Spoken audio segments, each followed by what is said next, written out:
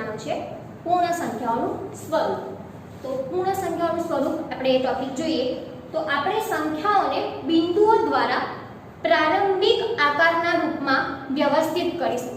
એટલે જે આપણે સંખ્યા આપી હોય કે 2 3 4 એવી રીતે એને આપણે બિંદુઓ દ્વારા આપણે દર્શાવવાની છે અને જે પણ આકાર છે ચોરસ છે લંબચોરસ છે ત્રિકોણ છે રેખા એ આપણે બિંદુઓ દ્વારા દર્શાવવાના છે।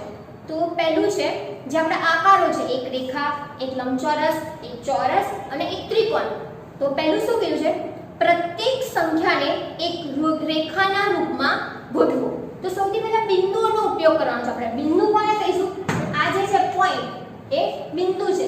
તો આપણે બિંદુઓ દ્વારા રેખા દોરવાની છે। તો રેખા કેવી છે તમને લોકોને ખબર છે આ રેખા આ લંબચોરસ ચોરસ ત્રિકોણ। તો આપણે બિંદુઓનો ઉપયોગ કરી આવા આકાર આપવાના છે। હવે એક બિંદુ તો એક બિંદુ એટલે આ એક બિંદુ છે એની મદદથી રેખા દોરી શકું તો ના દોરી શકું। આ એક બિંદુ તો મેં દોરી દીધું પણ આપણી રેખા આપણને બતાવતી નથી। આપણે એક સિવાયની કોઈ પણ સંખ્યાની મદદથી રેખા દોરી શકીએ છીએ। કોઈ પણ સંખ્યા લઈએ 2 3 4 5 6 20 30 આપણે રેખા દોરી શકીએ। ખાલી એક જ એવી સંખ્યા છે કે જેને આપણે રેખાના રૂપમાં દર્શાવી શકતા નથી કેમ કે આ રેખા નથી।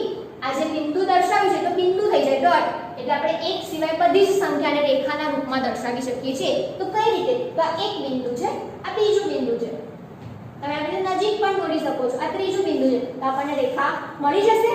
તો હા તો શું કહે છે પ્રત્યેક સંખ્યાને એક રેખાના રૂપમાં ગોઠવી શકાય। એક સિવાયની પ્રત્યેક સંખ્યાને આ બે બિંદુઓનો ઉપયોગ કરીને મેં દોરી। હવે 3 નો ઉપયોગ કરીને દોરું તો 3 નો ઉપયોગ કરીને દોરી એટલે 4 5 6 એવી રીતે આપણે રેખા દોરી શકીએ છીએ। પછી શું કહે છે કેટલીક સંખ્યાઓને લંબચોરસના રૂપમાં દર્શાવી શકાય છે। તો ઉદાહરણ આપણને આપ્યું છે 6 લંબચોરસના રૂપમાં દર્શાવવાની છે તો 6 તો આ બિંદુ 1 બિંદુ 2 બિંદુ 3 બિંદુ 4 બિંદુ 5 બિંદુ 6 તો આ 6 બિંદુનો ઉપયોગ કરી આપણે લંબચોરસ દોરી શક્યા। તો હા તો આની અંદર સ્તંભ કેટલા છે સ્તંભ એટલે ઊભા હોય જે સ્તંભ એટલે થાંભલા જેવા કેટલા છે સ્તંભ 3 છે। આડી હોય એના હાર કહેવાય તો હાર કેટલી છે 2 છે। આપણે 2 હાર અને 3 સ્તંભ દોરીને આપણે લંબચોરસ બનાવી શકીએ છીએ। તો લંબચોરસ અહીંયા કેટલીક સંખ્યાઓ એવો ઉપયોગ કર્યો છે વર્ણનો એવો ઉપયોગ કર્યો કેટલીક સંખ્યાઓ તો એવી કઈ સંખ્યાઓ કે જેને આપણે બિંદુઓથી આપણે લંબચોરસ દોરી શકીએ તો જે 2 ના ગુણક હોય 2 તરી 6 2 ચોક 8 2 પંચા 10 2 6 12 જે 2 ના ગુણક હોય એને આપણે લંબચોરસ રૂપમાં ગોઠવી શકીએ છીએ।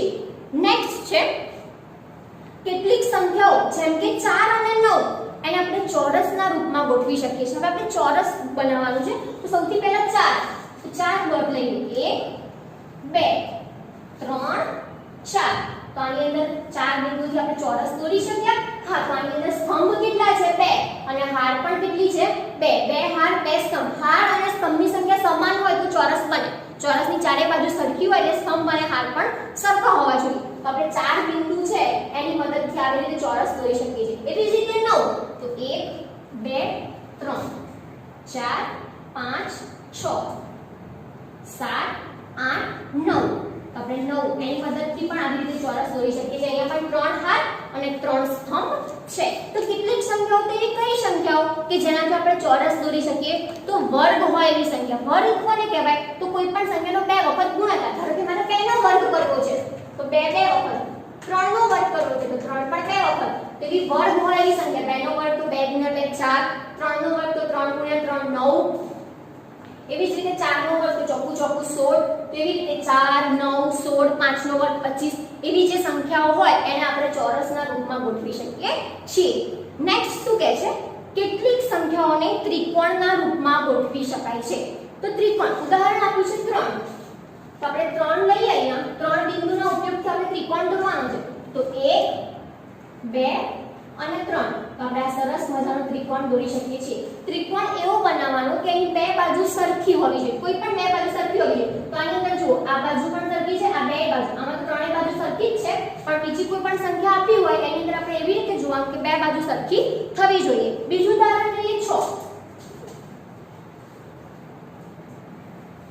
તો 1 2 3 4 5 6 આપણે અહીંયા સરસ ત્રિકોણ દોર્યા છે. તો જો આમાં કઈ કઈ બાજુ સરખી છે?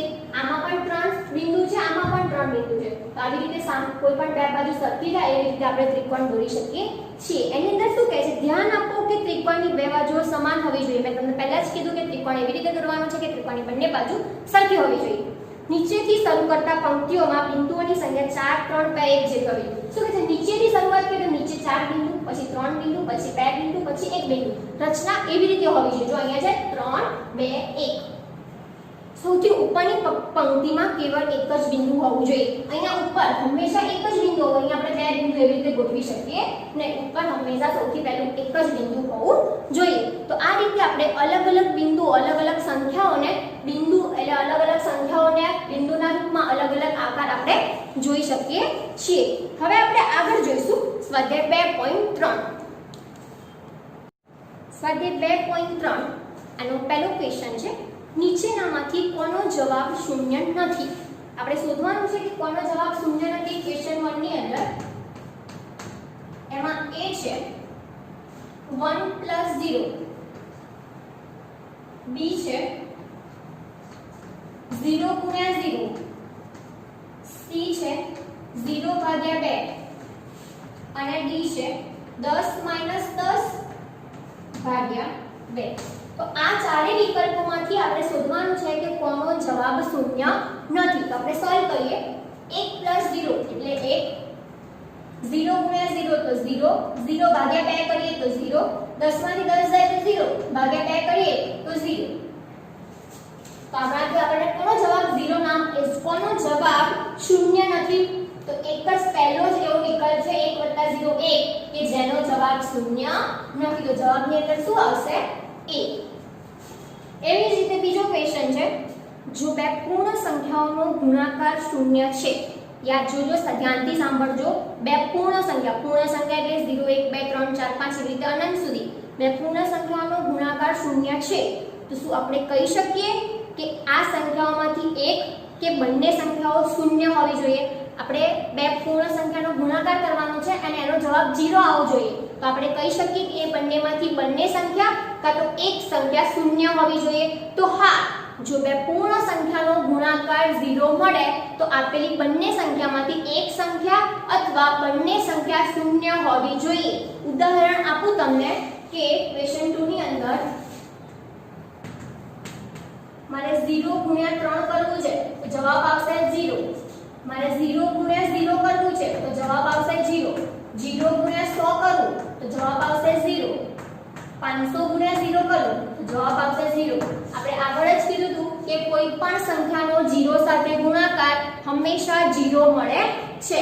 તો આની અંદર આપણે જો બે પૂર્ણ સંખ્યાનો ગુણાકાર આપણે 0 લાવવો હોય તો આપેલી બંને સંખ્યા 0 હોવી જોઈએ. જો 0 × 0 તો 0, કાં તો આપેલી બંનેમાંથી કોઈ એક સંખ્યા 0 હોવી જોઈએ. 0 × 3 તો એક સંખ્યા શૂન્ય છે તો આપણને જવાબ શૂન્ય મળે છે. તો જવાબ આવશે હા.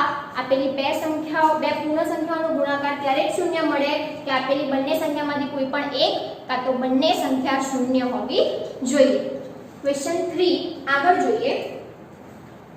જો બે પૂર્ણ સંખ્યાનું ગુણનફળ 1 હોય, તો આપણે બે પૂર્ણ સંખ્યાનો ગુણાકાર કરીએ, ગુણનફળ એટલે બંનેનો ગુણાકારનો જવાબ.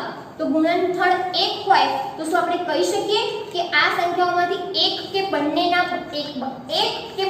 એકના બરાબર હોવી જોઈએ? ઉદાહરણ આપીને સમજવાનું છે. આમાં પણ જો બે પૂર્ણ સંખ્યાનું ગુણનફળ ક્યારે 1 મળે કે બંને સંખ્યા 1 હોય. ક્વેશ્ચન 3 બંને સંખ્યા 1 હોય 1 × 1 તો જ આપણને ગુણનફળ 1 મળે છે. જો 5 × 1 લખું તો 5 × 5, 10 × 1 લખું તો 10 × 10, 100 × 1 લખું તો 100 × 100.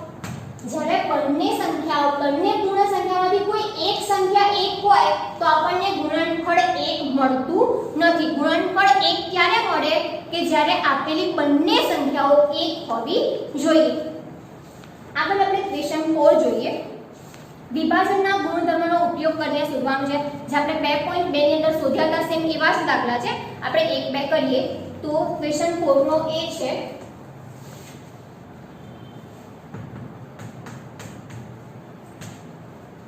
શું કહે છે 728 × 101.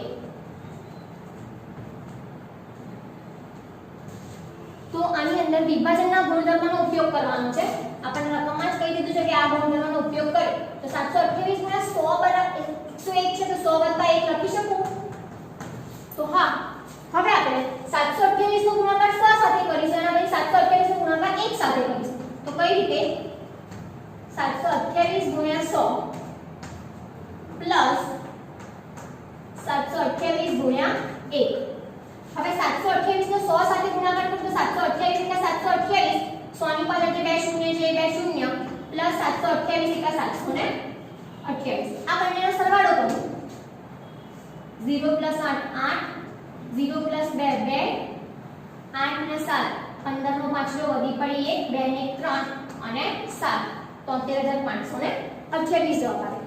આગળ જે છે બી 5437 ગુણ્યા 1001.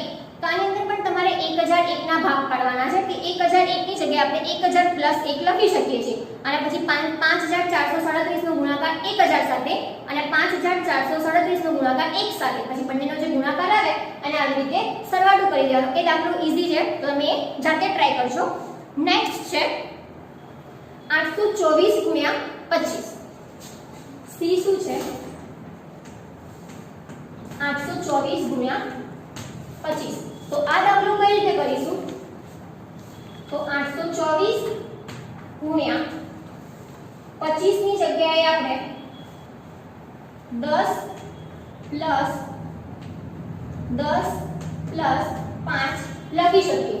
આવી રીતે મેં ભાગ પાડ્યા કે 10 નો 10 20 ને 5 25. હવે 824 નો ગુણાકાર પહેલા 10 સાથે એના પછી પણ 10 સાથે અને પછી 824 નો ગુણાકાર 5 સાથે જે પણ જવાબ આવે એ ત્રણનો સરવાળો કરી દેવાનો.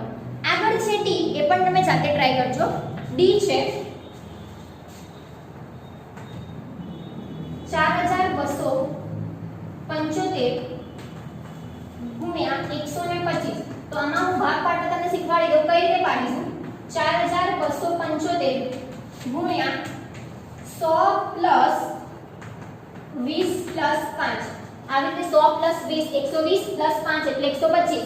સૌથી પહેલા 4275 નો ગુણાકાર 100 સાથે એના પછી એનો ગુણાકાર 20 સાથે પછી 5 સાથે બધાના ગુણાકાર જે જવાબ આવે એ બધાનો સરવાળો કરી દેવાનો એટલે આપણને આન્સર મળી જશે.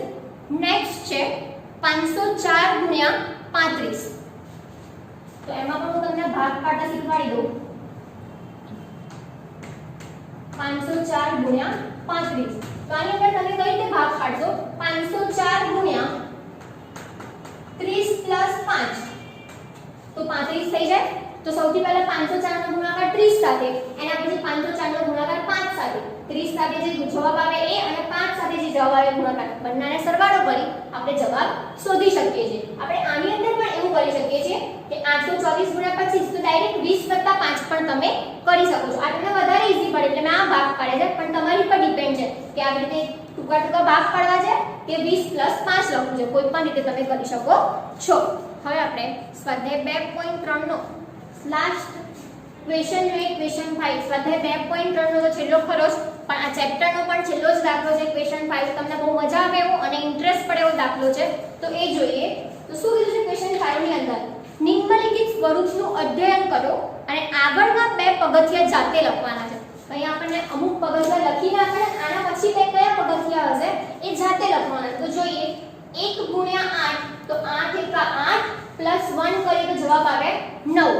એના પછી 1 હતા એની જગ્યાએ 12 કર્યા તો 12 ગુણ્યા 8 + 2 તો 12 8 96 96 ને 2 98. તમે જોઈ શકો છો 1 પછી 1 2 પછી 1 2 3 1 2 3 4 1 2 3 4 5 પછી આગળના બે પગથિયા તો 1 2 3 4 5 પછી 6. બીજું એક પગથિયું 1 2 3 4 5 6 ને 7 ગુણ્યા બધામાં 8 વડે ગુણાકાર ગુણ્યા 8 ગુણ્યા 8 એના પછી પ્લસ જેટલું અહીંયા આપણે સંખ્યા લખીએ છે અહીંયા 5 એડ કર 5 લખ્યા તો 5 ઉમેરવાના અહીંયા 6 લખ્યા તો 6 ઉમેરવાના પ્લસ 7 લખ્યા તો 7 ઉમેરવાના. હવે તમે જવાબની અંદર જુઓ કે શું છે 9 એના પછી 9 8 આગળની સંખ્યા 9 8 7 9 8 7 6 9 8 7 6 5 એની આગળ કઈ આવે 9 8 7 6 5 4 એના પછી 9 8 7 6 5 4 અને 3. તમે આવી રીતે આગળ આગળનું સ્વરૂપ લખી શકો છો. તમે જોઈ જજો તમારે આનો 8 સાથે ગુણાકાર કરી +7 ઉમેરવા હશે તો જવાબ આ જ આવશે. તો હવે અહીંયા આપણે આ જે ચેપ્ટર 2 છે એ અહીંયા પૂરું થાય છે. Thank you.